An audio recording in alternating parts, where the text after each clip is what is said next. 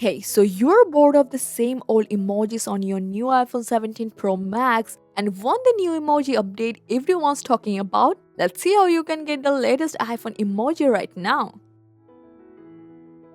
So the first thing you should know from your settings, then general, and from software update, and here you have to make sure your iPhone is updated to iOS 18 or later. That's where all the new emojis comes in. And once your iPhone is updated, go back to the settings again, go to general, go to keyboards, and now find the emoji keyboard. Swipe left to it and just delete it from here.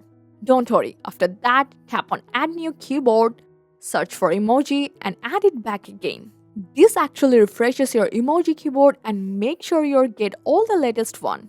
But now for a better result, you can force restart your iPhone by pressing the volume up button, volume down button once, then press and hold the power button until the Apple logo appears. And then open up your any chat heads. And now open up your keyboard and check the emojis. And now I am sure your iPhone keyboard is fully updated with the new emoji pack and it looks amazing. I hope this guide helped you a lot. Thanks for watching.